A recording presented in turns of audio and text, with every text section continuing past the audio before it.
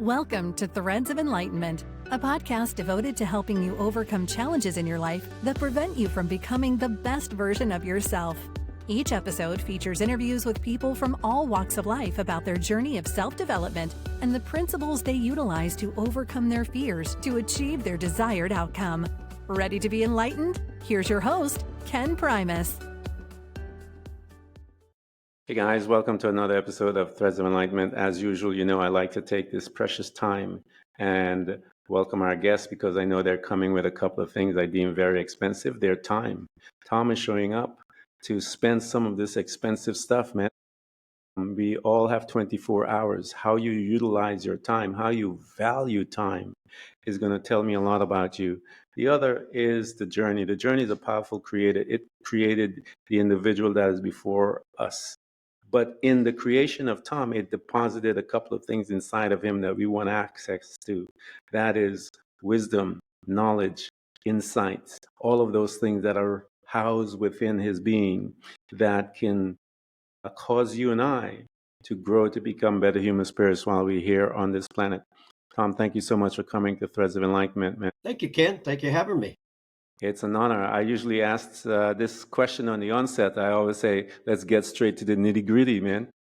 Okay. And the question is this, Tom. I mentioned to you that I believe that we have two journeys. The first is to connect us with ourselves. We don't know. And then the latter part of our journey is the interdependent aspect of it, where we are walking hand in hand, helping each other through their pain. My question to you, Tom, is how do you serve mankind? Hey, that's a tough one. Not really. I think I serve mankind by sharing my experience to make their experience a little easier. As I say, I went on a grief journey. And what I discovered was by controlling grief, I was able to turn that grief journey into a journey of love. And so if I can share my journey, and you mentioned it earlier, if I can share my journey, everybody has to go down the road. You're going to go down that grief road. You can't change it. You can't fix it. You have to go on it. But maybe by what I learned, I can eliminate some of the potholes and the bumps in the road and make the journey just a little smoother. Just a little smoother by thinking about it as a journey of love rather than a grief journey. And that's what got me through it. I'm still on it. I'm still on that journey. Yeah. But that's what's made me actually, Ken, a happy person on the journey. I'd be a lot happier if she was here holding my hand. If she was here holding my hand, I wouldn't be talking to you. None of this would have happened to me over the last 5 years. So, it's a mixed bag, but I'm a happy person. I understand where I am. I understand what I have to do. I understand that, life continues and you have to embrace those changes that happen. So that's me. That's where I am. Yeah, that is awesome. I tell people perspective, how we look at a situation, doesn't matter how dark that situation, how we look at it, how we perceive it, will dictate how long we're in it. Exactly. And the degree of pain that we will get in that thing. And that's why I always encourage anyone and everyone, whenever you are approached by a situation, a challenge, try to go inside and find that aspect what Tom talks about, love. Find whatever that insight is that you need, and it will help you to walk through your journey a little faster and a little easier, if you will. Tom, one of the customs that we do here at Threads of Enlightenment, man, we want to get to know you. We want the audience to get to know who you are, because I always tell people, you have to know who your guides are, because you'll know if they're BSing or if they're not. And so, because we have some of those that go and get a master class in 2 hours and think that they know everything and they got their degree or their certificate, and then they're let loose and damage all kinds of people. So one of the things that we do is go back into this memory of ours, Tom, and revisit a couple of locations that we visit for a short time. The first is the family. We spent time with mom and dad for a couple of years, and then we began to move forward into our world to create and become, quote unquote, an adult. How was your family? Well, I had mom and dad, 2 sisters. One of them passed already. It was a typical Midwestern life, I guess. Yeah. We weren't poor people, but we weren't rich people either. I always tell people I remember when my dad, a job, he got to be making $100 a week, and we thought Wow. we were the richest family in the community. It was such a celebration. So, yeah, that's my life. Great parents, really close to my father, not close to my mother too, but particularly my father. We shared a lot of things, Boy Scouts and sports and those things together. It was tough when I lost him. Tough when I lost my mom.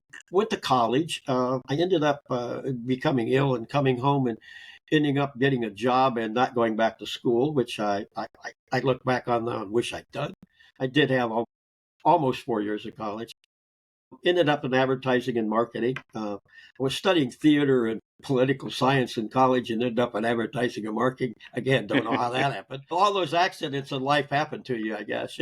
I spent my whole career in advertising and marketing. My son then ended up joining me. I went through a terrible business loss. Made a made a major mistake to get into something, and it cost me dearly. Cost me a lot of money. It cost me a lot of time to dig my way out. I did manage to dig my way out. I married a beautiful woman, which is who the book's about her, about my loss from her. So I glided through that way. I had a pretty nice life. Good job, nice wife. I have one son. Uh, we, Again, typical Midwest family. I'm born and raised in the Midwest, and haven't left. So still Yeah. here in northern Indiana. Like we say, right now it's really turning to fall already. It's 48 degrees this morning here. Wow. But I just went outside, and you can smell the country, if you Yeah. know what I Yep. mean. It's Yeah. that time of year, so but we love it. So it's quiet, peaceful. Yeah. We That's always a don't beautiful have any thing. major problems. Oh, that's all right, man. That's some good living right there. Yes, it is. That's some good living. Here, talk to us a little about your business because I love you. Got to learn a lot in that decision, Tom. When you're going into it, and then when you're there and you've lost everything, you have a tendency to learn some stuff, if you will. So, Yes, talk to yeah, us a yes. little about that. Your Well, entrance to it, and what did you learn as a result of losing it, and how did you have to learn how to fight back, if you will? yeah. Well, I worked in the retail business during college and when I was in high school in a store. I was offered the store almost to have it for free and decided, no, I'm going into printing and advertising business. I can only make $500,000 in the retail business, and I'm going in the printing and advertising business because I'm going to make $1 million. Yeah. We struggled with a small company, and then I got hired by a larger company and worked my way up in the larger company to actually president of the company, um, and was doing really well. And then the owner of the company decided he wanted to sell it, so we got in this buy sell thing. And of course, the minute I made the decision to do it, the whole economy here crashed. We're in the RV capital of the world. So, Yeah. but if you're 80% of what you do here is related to the RV business, you're either supplying them or you're building travel trailers, mobile homes. Yeah. That business So was this in crashed. 2008, Tom? This was actually in 1990. This was the first. I remember It, that. it crashes every 7 years here. So, Yeah, I remember that but one. I had one client that we'd done, a major client that we did a lot of business with, ran 150, $200,000 at a time. They went bankrupt, stuck me with a couple $100,000, which we couldn't handle as a buyout. And so I moved on from that. After them all went down, then I became I guess you would say, a advertising marketing assistant, counselor to some people, a manager. I started managing a couple corporations' accounts, one in the boat business and one in the supply business to the RV industry. And so I got through those years doing that. Again, the COVID comes along and wipes that out. Yeah. Because once COVID came, there were no boats being built and there were no Yeah. supplies needed for the RVs because there's nothing so. And so that kind of hurt. But that was actually after my wife died, so it was not she died in 2019. So Okay. COVID, was 2019, 2020. So that was a little tough to take with her death and then everything else crashing around me that I was Yeah. depending on, so to speak. So I always tell people I wasn't a bad person before, but I'm a totally different person now because of what her death and what happened to me after that. Yeah. A little more wiser and a little more empathetic. I think what happens, Yes, we get yes, our butts kicked, man, and then yeah. we Well, change ourselves. I told people, I said, before I could walk by somebody Yeah. and not feel their pain, Yeah. not knowing they were in pain. Now Yeah. I feel it. I walk by a Yeah. person, I feel their pain. I feel what they're going through. Before I would just, it wasn't bad, but I just didn't notice. Yeah. I couldn't tell when somebody was that way. So Yeah. We were busy. yeah, now I stand up in front of a group and speak about my book, and I look out in the audience and I can look in their eyes and I can see Yeah. their stories. I can see their pain. I can see why they're there at a grief conference. I began to understand that I've had so many people come up Yeah. afterwards and talk to me. I've done I 131 speeches with my book. So, Wow. Wow. That's pretty intense schedule, man. One of the things, Tom, is that with us with living, we get busy and we really don't pay attention to others, if you will, the others, because exactly. we're tied up in our world. We got our own That's thing right. going, and I think God wants to make us aware that, hey, buddy, there's a couple of other people out there That's right. in this planet, and I got a couple of them that I need someone to talk to, encourage, because maybe he saw that you were a little stronger than some of them, Tom, that you met. I wasn't there, and because of your strength and your empathy, that you were now able to look at them and give them some of that strength that you had, that they needed. Stand up, man. And I think sometimes, for lack of a better word, I think sometimes God look around and say, hey, I need someone to do some work for me. And he picked you because I believe that he saw the need. So here you are, Tom. And you know how they say, when stuff comes, it comes. Life is okay. You're with the woman of your dreams, and in 2019, as you said, things changed. When that change came, Tom, initially, how did you handle it? Because I know we have our stages where we hate the world, we hate everybody, we hate God, we hate all of that type stuff. How did you, as an individual, handle yourself in that time? I think I need to preface a little bit by the fact that my wife was diagnosed with breast cancer in 2004, and she had chemo and a mastectomy. Again in 2005, and had chemo and a mastectomy. And then everything kind of smoothed out for us.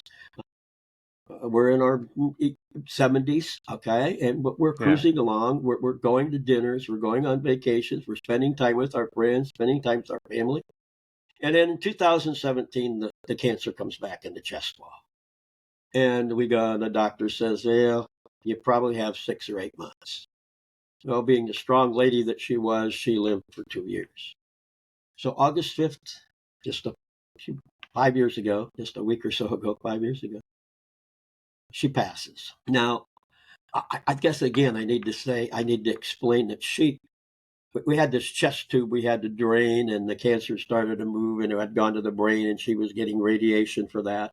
We went to the hospital on a Monday for the radiation. We were having trouble with the chest tube, and the doctor said, let's get that chest tube thing taken care of. They admitted her to the hospital. That was on a Monday. On Tuesday, it was plan A. On Wednesday, it was plan B. On Thursday, it was plan A or B. On Friday, they didn't know what they were going to do. On Saturday, she says to me, I'm done.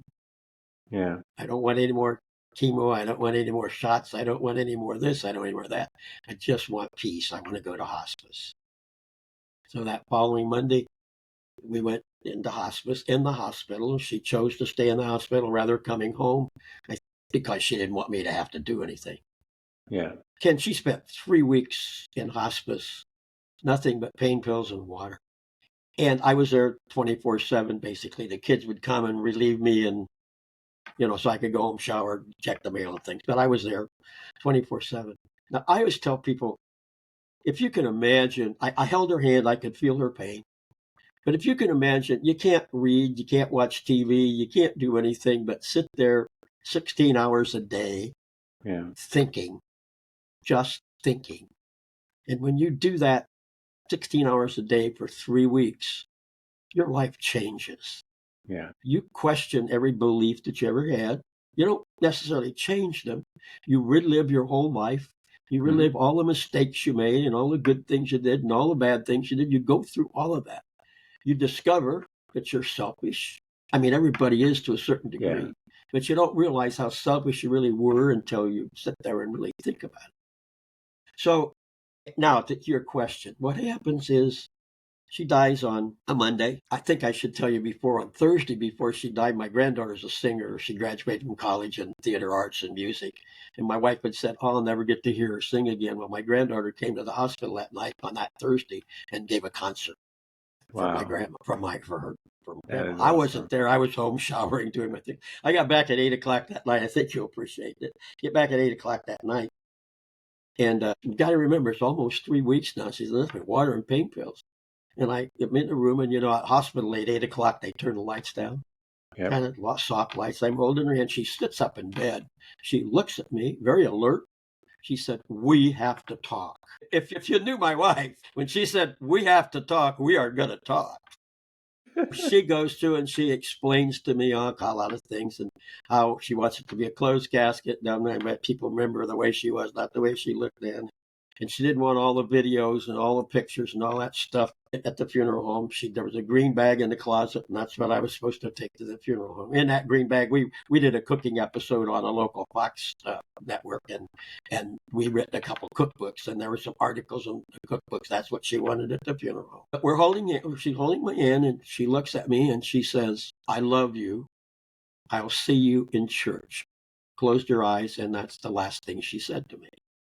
Now, I always say to people, and I don't make a joke of it, but I do smile and laugh about it, because I ask ladies, I say, can you say something? Can you say a sentence without a command at the end? Like your husband comes home from work, you say, "Hi, hon, how was your day at work? Oh, by the way, will you take the garbage out and check the right front tire of my car because I think it's low on air?" My wife did that. I mean, she could have just stopped with, "I love you." She didn't have to give me a command to say, "I'll see you in church." Now I have to go to church, okay? Because she said so. So on Monday, she passes. On Tuesday, it's the funeral home and the making the arrangements and stuff. On Thursday, it's the visitation. We have 450 people go through. That's the visitation I remember a lot, but the funeral the next day, I don't remember. Yeah. I know that, she was cremated, so there was no funeral service in the cemetery because she was Catholic, and the body went to church, and then it was cremated afterwards. I do remember, where you had the typical dinner at the church with the green bean casserole and the ham, which I don't know. They have to have green bean casserole at every funeral dinner I've ever been at. And it was August, and my house here, my deck, actually the cemetery's on the right, and the golf course is on the left.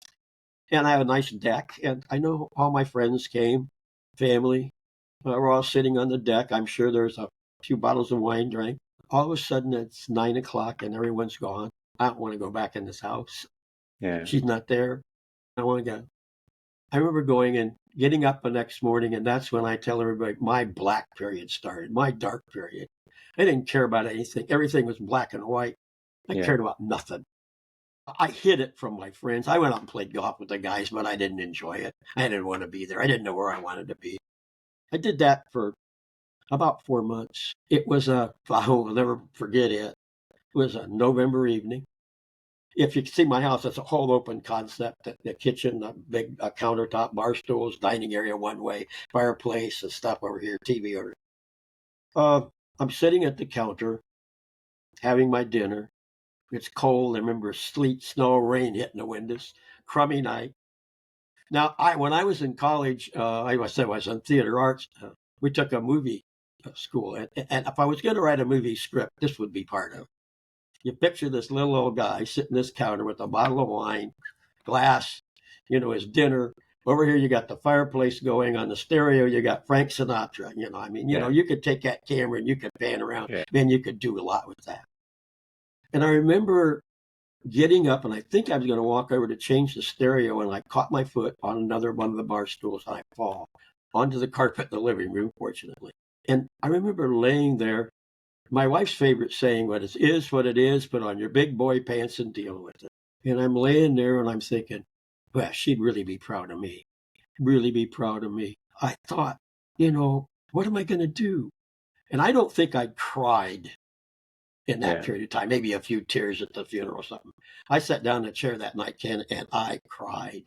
It came out in buckets. I remember going to bed and thinking, oh my God, this is going to be miserable tomorrow. I got up the next day, and for some reason, there was sunshine, but everything was color. And I knew that I had to take grief on. I didn't know how, but I said, come on, grief, I'm ready, take you on. Now, I'd kicked God out of my life. Yeah. Now I said, hey, God, I think I may need you to come back. I need a partner here. If I'm going to fight this grief, I need help. And someone had told me that grief is like a ball in a box. That ball bounces around when it catches a side.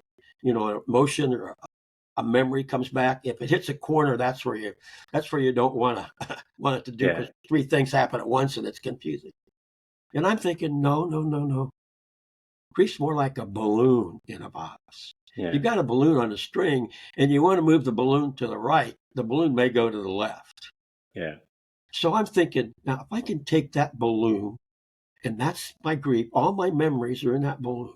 Everything of my whole life is in that balloon. If I can control that balloon, then I can control grief. And I can control my life. And that's where my journey started. Now, it wasn't easy. But I have learned in 5 years to control the balloon. It's still there. My memories, all those things still come back. They still happen. But I now am in control. Now, sometimes I lose it. Sometimes I lose control. Yeah. And that balloon does stuff I don't want it to do, and I go through a little emotion, maybe a little tear. I have my memories come back. Yeah. One of my funniest memories is my wife and I, as I said earlier, we cooked together. That's what the show on TV was called. It was called Cooking Together with Tom and Joyce. We did it for 13 years, by the way. Wow. But so at dinner time, we'd take turns. One person would cook, and the other person sit at the counter, glass of wine. We'd talk about our day. And this particular evening, we were standing both in the kitchen, cleaning up the dishes afterwards. And we got in this conversation about mistakes and how you live with those mistakes. And sometimes those mistakes drag you down. And anyway, being the philosopher I was, I said to my wife, I said, hon, and because she was talking about this mistake she made, I said, hon, you have to embrace those mistakes. She walked over, gave me a hug, kissed me on the cheek, and walked out of the room. And I'm thinking, oh, that was nice. And I'm thinking, wait a minute. I've just been zinged really good, So using that as an example, that was our life. Yeah. I mean, that when she told me, I love you, I'll see you in church, that was a little thing. Yeah. You sounded like you had a precious one, Tom. You had a precious one. First Thanksgiving, like I say, I call that night when and the next morning, I call that my Epiphany. Yeah. That's when I changed. That's when my whole life changed. That's when I changed. I'm not a miserable person anymore. I'm moving on to be a happy person. Yeah. My Thanksgiving, it came up shortly after that. And my kids said, hey, Dad, you go ahead and make the turkey like you always do. And we'll bring everything else. They come to my house. It's more open, easier to party. And so I'm there that Thanksgiving Eve, got my little glass of wine sitting on the counter, got that bird, and I'm stuffing it with the herbs and fruit and everything. Get ready to tie the legs, tie the string, and I need a finger so I can tie that knot. And she always would put her finger there. I'd tie the knot, and she'd say, who taught you how to tie your Boy Scout knots, And we'd laugh, and I think my wife was a brunette with big brown eyes, and I think I told her it was a blue-eyed blonde one time. I think I got a dish rag side of the face or whatever. But that was our life. Our friends knew us. I think people that probably didn't know us would hear us talk to each other and think, how did these people get along? They're going to kill each other sooner or later. But no, it was our life. Whatever it was, we didn't hide it. If she was Yeah. upset about something, I knew it, and Yeah. she told me, and we got through it. And I think that's what made our marriage work. Yeah. Yeah, Talk to us, Tom, about that day that you got your epiphany, because a lot of people, um, and including myself, when my mom died, I don't think I got a chance to even grieve yet, Tom. And she died a few years ago because I was the eldest. And yep. as the eldest, I had to get everything in order, just getting everyone, making everything, all the plans and stuff like that. And so it was more of getting things done. And as you said, you had the opportunity to let it out. When you let it out, because you're carrying all of this grief, as you said, but hurt, pain, everything. And you said when you thought it was going to be a gloom day and there was the sun ready to meet you.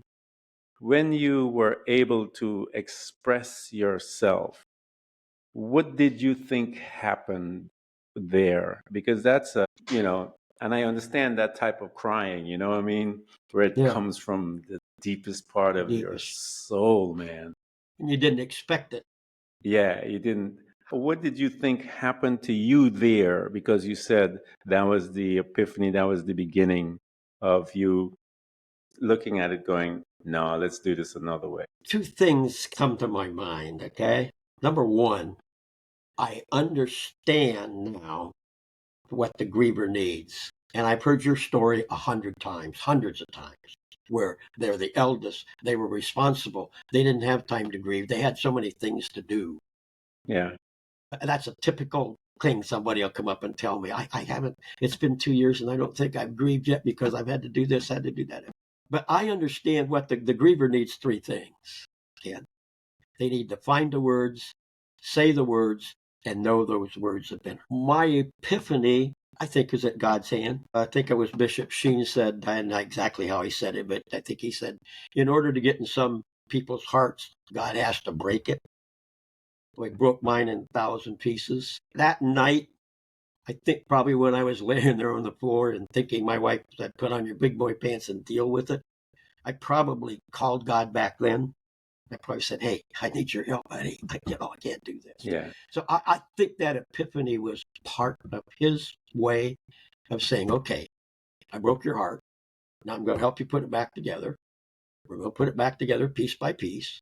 I know when we're done, there's going to be one piece missing, but that's the reality. So yeah, I think that was what happened to me that night.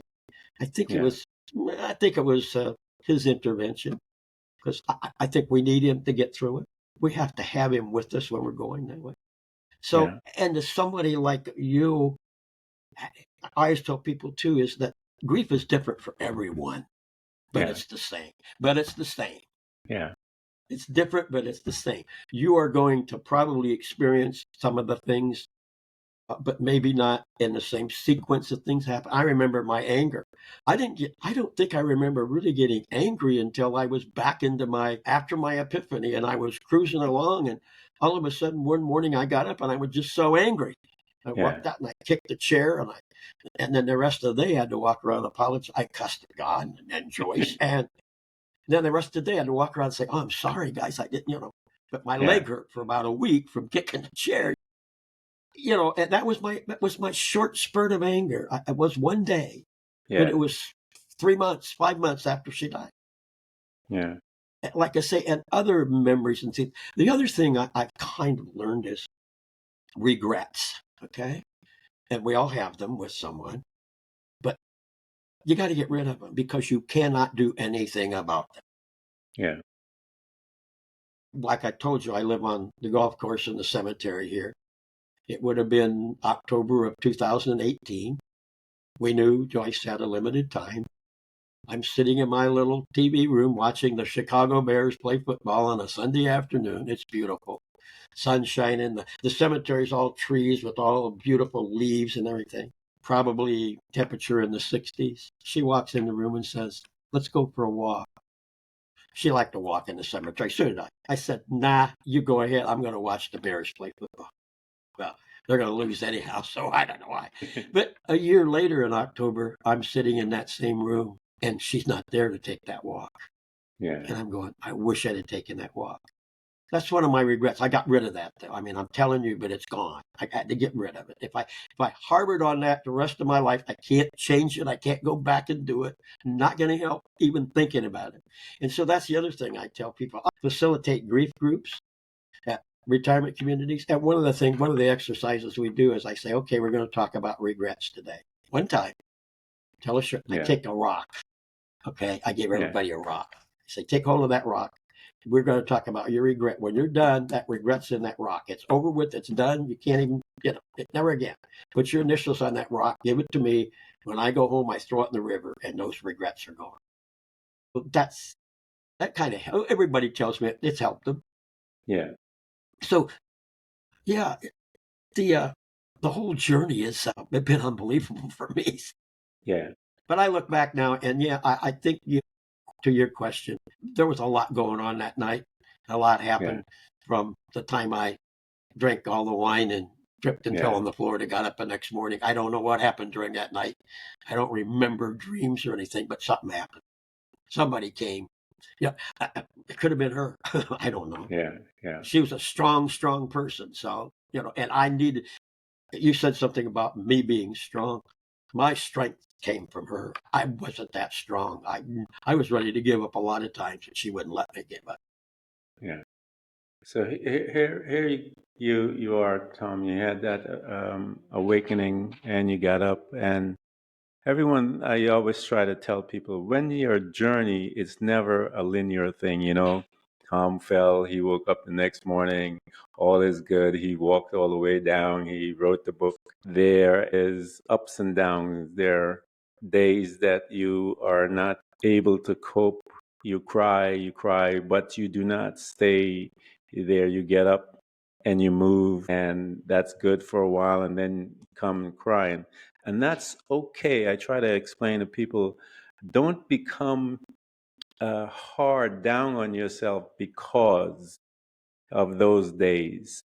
Those days are just as important, I tell them, as the other days when you're strong and walking through. So, talk to us about that process, because that is a reality, Tom, with people when they're moving through grief and learning and all this stuff. And they tend to sometimes to be difficult on themselves. Walk them through, gives them some advice as you learned about your journey. Well, once I wrote the book, and the book was hard. It wasn't hard to write because I just spilled my guts. Okay, finally, I tried to write it. Well, I tell you, when I started out writing, I sat down one night, glass of wine, sitting at the computer, 8 o'clock. Everything's fine. Okay, I'm gonna write a book. It's COVID, can't do anything else, so I might as well write a book, right? And I didn't pay attention in the English class. I'll tell you that. Yeah.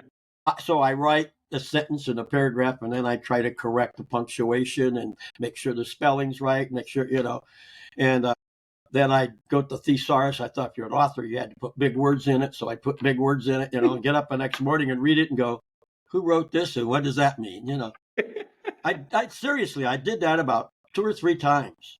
Finally, one night, again, these November or these nights here when it's snowing and the ice is hitting the window seem to be fix my brain or something. But one night I sat down there again, had my glass of wine. It was 8 o'clock. I remember it. I thought, dummy, write it the way you would tell Ken.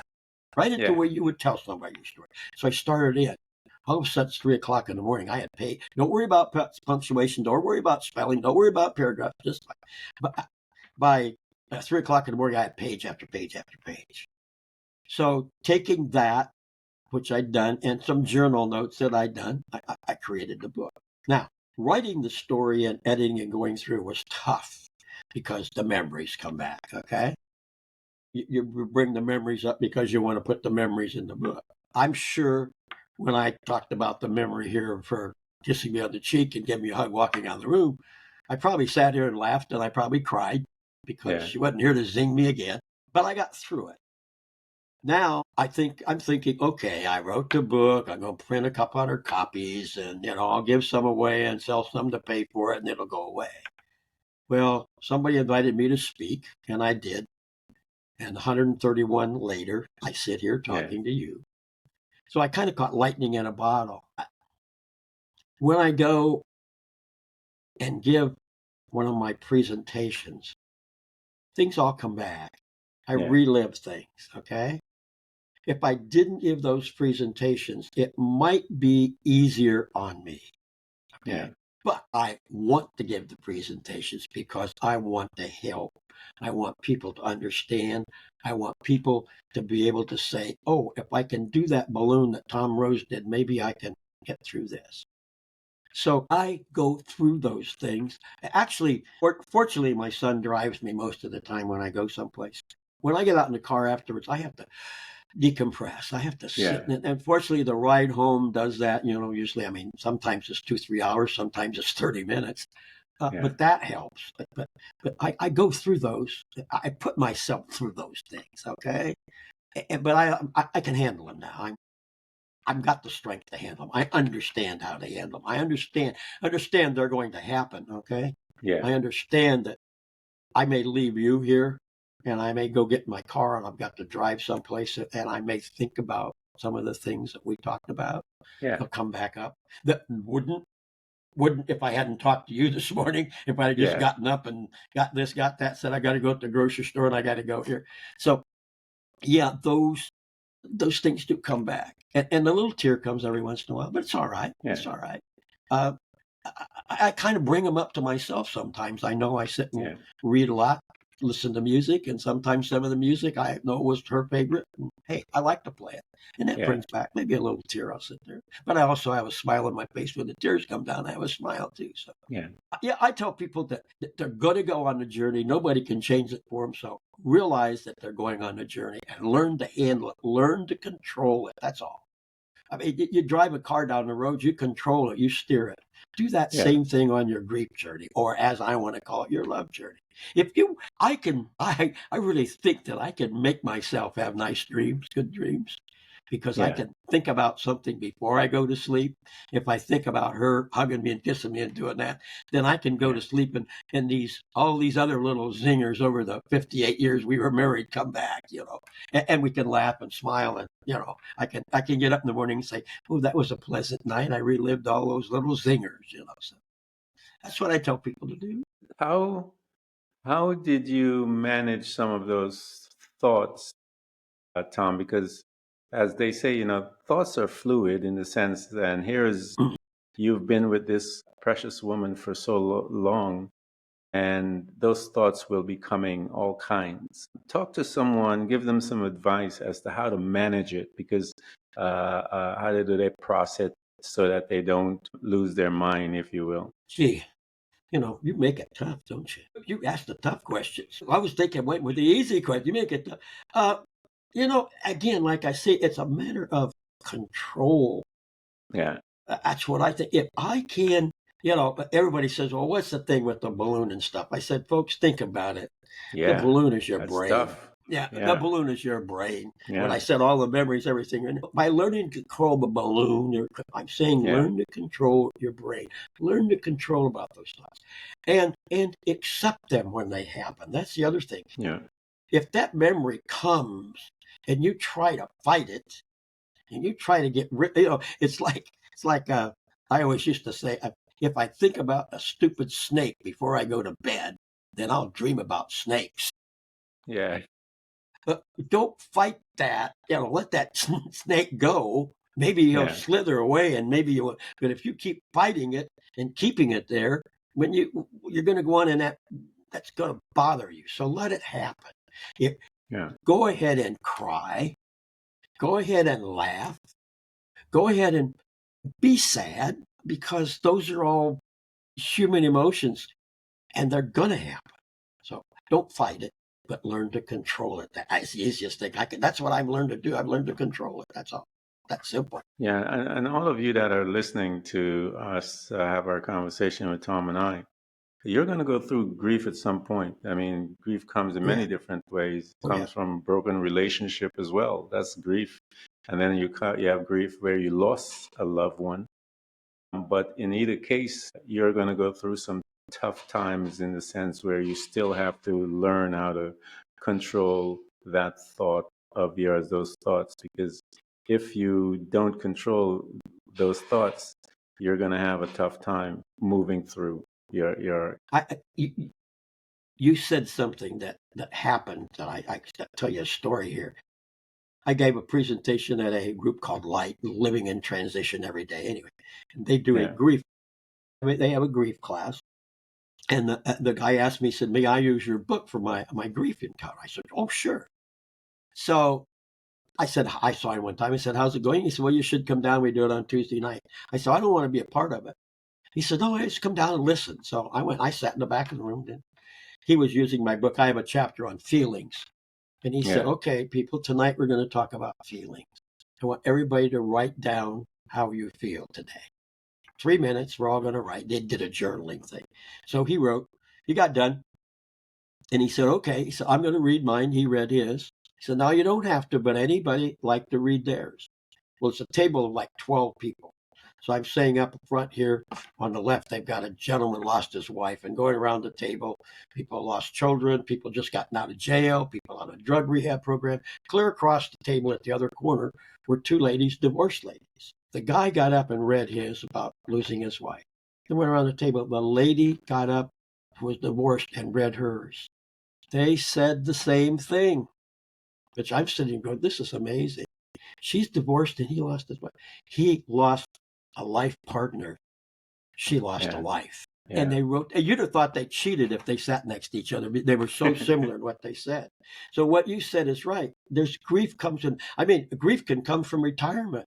Grief can come from a handicap, a health issue. Yeah. You know, you can't do what you used to do.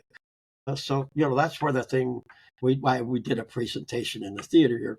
I quoted it earlier. I said, you know, life continues, embrace the changes. That's the other thing you have to do. You have to embrace this new life you have. You know, it's not, you know, she's not going to be back. Okay. I've accepted that. Okay. One of the things that happens to me is that I live in a neighborhood, or I live in a villa, and there's 53 units, a golf course and everything. People walk. I see couples walking through the cemetery around the neighborhood holding hands. That brings a little tear to me. Yeah. I wish I could do that. I want to do that. Yeah. And I probably didn't do it as much, you know. We walked, maybe I didn't hold her hand. I wish I'd have held her hand more when we walked, you know. So yeah, those little things, I accept them. I guess that's the easy thing. Accept it, learn to control it, and learn to let it happen and move on. Guys, that is some powerful advice right there. And again, all of you guys that are listening to us, Tom was able to write that book of his, and housed within those books is wisdom, as I said, man. Grief comes many different ways, but I try to tell people, Tom, start giving out gifts of value. I understand about the tired Father's Day and some of these material things, but house between those walls, or what we call covers, are wisdom and insights. And Tom went through a grief where he lost the love of his life. And many of you that are listening may have lost the love of your life and are in this dark space. We're going to provide all of Tom's links so that you can have access to him and get his book. It's called Balloon in a Box, Coping with Grief. And the point is, as you were saying, that balloon is your mind, your thoughts, your memories, all of those things you have to learn how to cope, how to control, so that you're able to move from a place of pain, as Tom says, and begin to create and walk in your journey of love. You got to learn how to love you. You have to learn how to love your memory of your individual. You have to learn how to love everything and love your new life as well. So he is absolutely right. You have to learn how to love all of it. And as you are able to love and express, you'll be able to move through your pain a little faster than what, you know, as he's giving you those advice and those pitfalls. Look at it, read, learn, come to the book expecting something to happen, and it will. That's why I keep telling people, just don't read to read. read to get something out of it, and it usually give you something because it rewards your desire to seek and know knowledge. Tom, I want to thank you, man, for coming to Threads of Enlightenment. This has been Yeah. a really, really good one. Yes. Thank you. Thank you. And tell everybody, just say I love you. Say it as many times as you can every day. Yeah, you tell them. People don't say I love you enough. Yeah, and you have to say that to yourself much as well. Yes, right. That's right. I spend years overcoming guilt, and one of the ways to overcome guilt was to keep encouraging myself and telling me, I love you. I love you. And that's, as Tom said, it was guilt based on regrets, something I had done, whatever. And I had to learn how to let it go and love me regardless of it. And that is some of the best advice that any individual will ever give you. Say it, say it, say it, say it. I love you. I love you. Right. Tom, again, thank you, man. Yeah, thank you, man. Have a good day. You too. Yeah. Thanks for tuning in to Threads of Enlightenment with Ken Primus. Hopefully, you're now feeling more empowered to overcome the challenges in your life, whatever they may be. Share that inspiration with others by telling them about this podcast, rating it, and of course, remember to subscribe so you don't miss a single episode. For more connection, you can find us on Facebook and Instagram by searching for Threads of Enlightenment. Until next time, stay enlightened.